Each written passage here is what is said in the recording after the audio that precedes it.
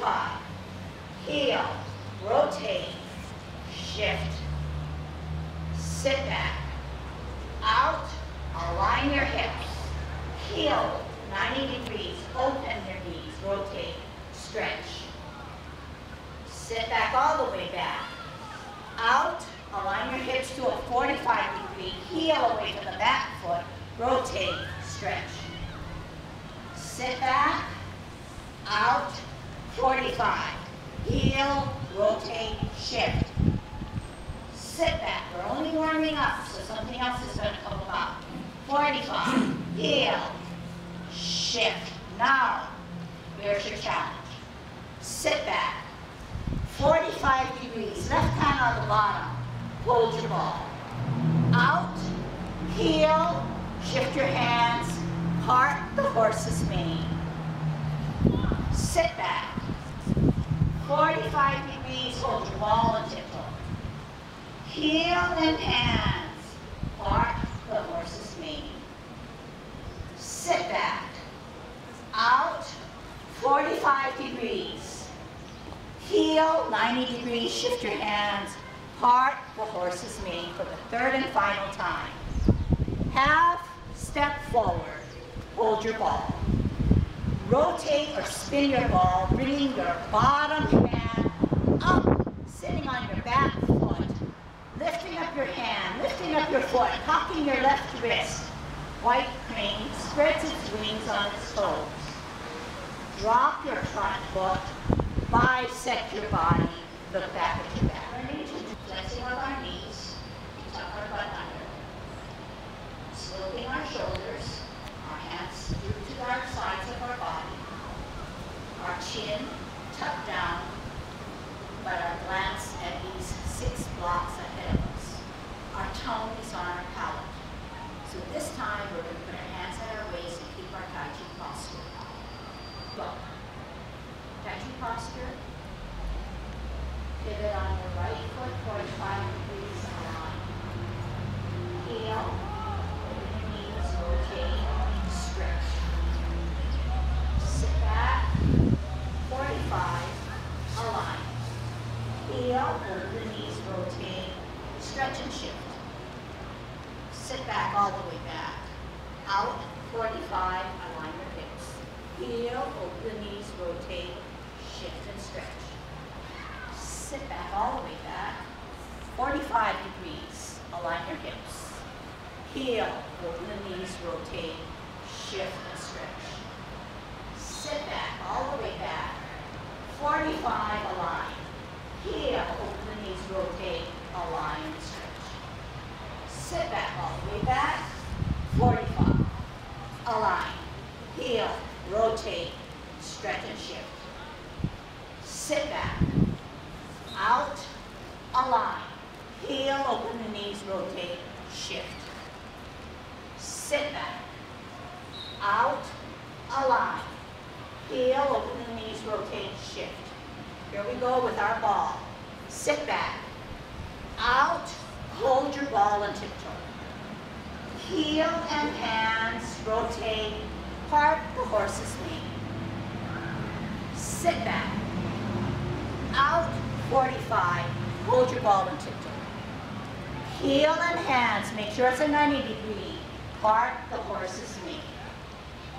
Sit back, 45 degrees, hold your ball and tiptoe. Bottom hand leads out, part the horse's mane for the final time.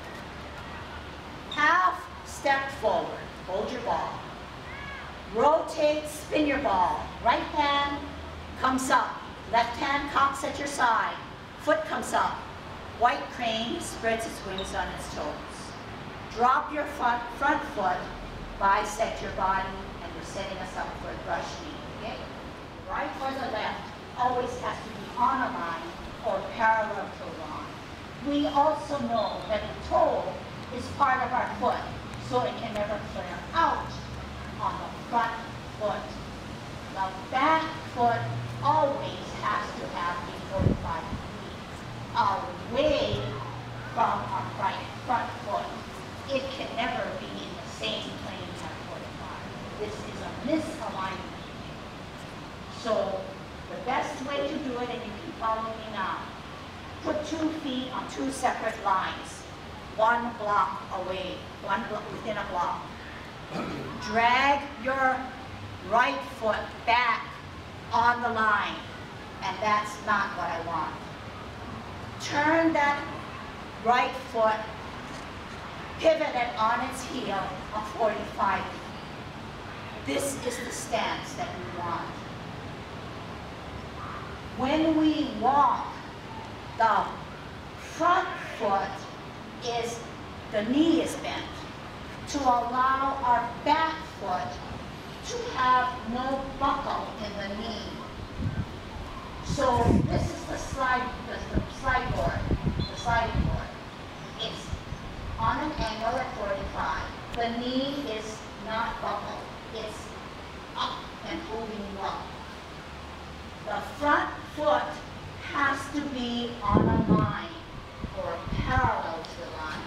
That means the toes cannot flare out. Okay, can you check that?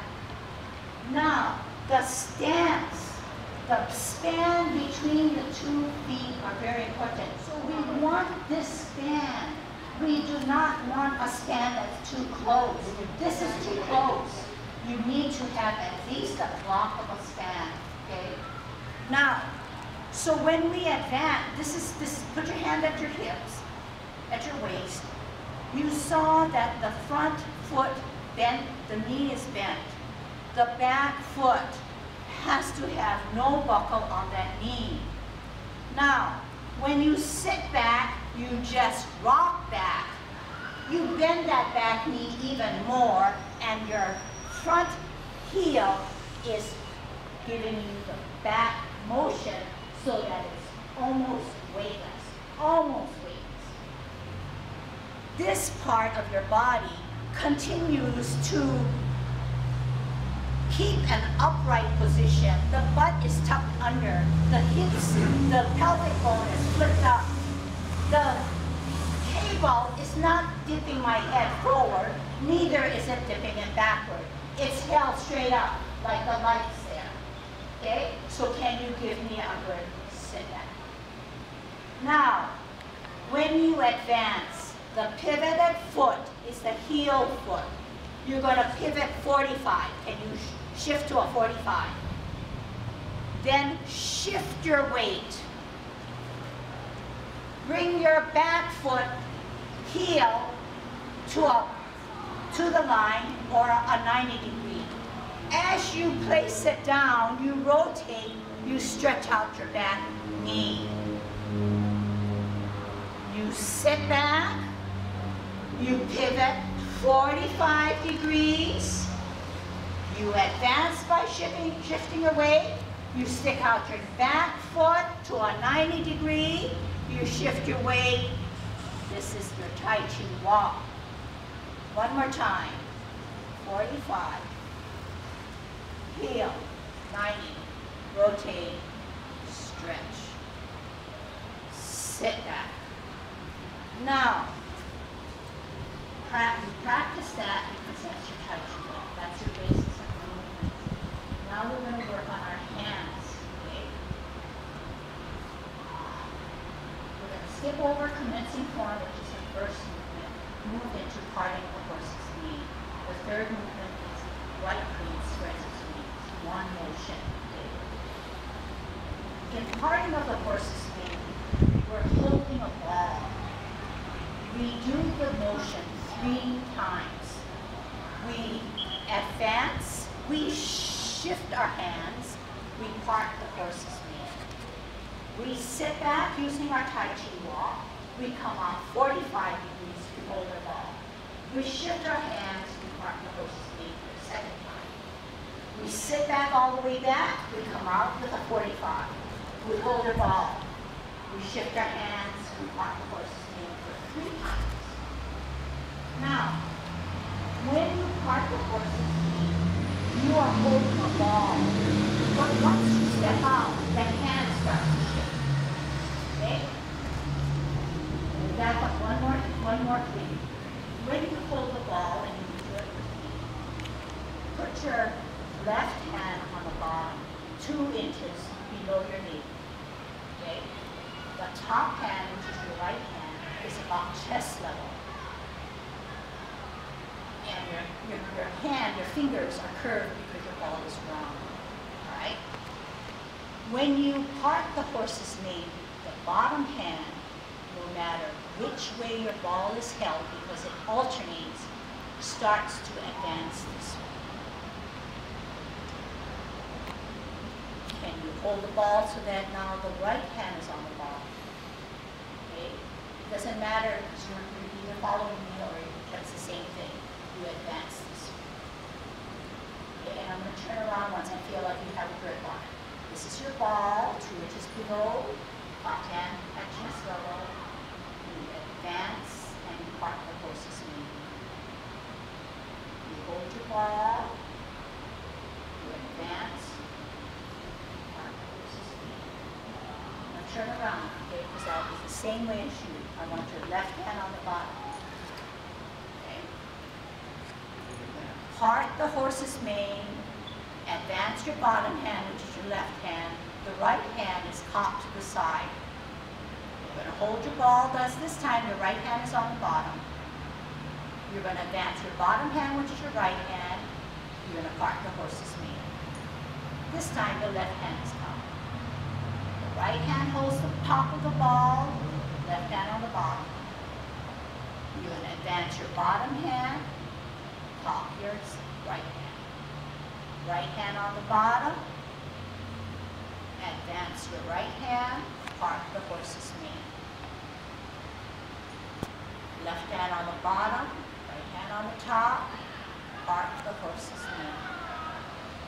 One more time, advance, part the horse's mane. Each part of our legs, or whether it's right or left, or bottom or right hand, or left and bottom hand, that alternate hand, the one that doesn't advance, has a big job. If the bottom hand is the advancing hand, the alternate hand, the opposite hand, stays caught at the side of your body. It cannot stay limp.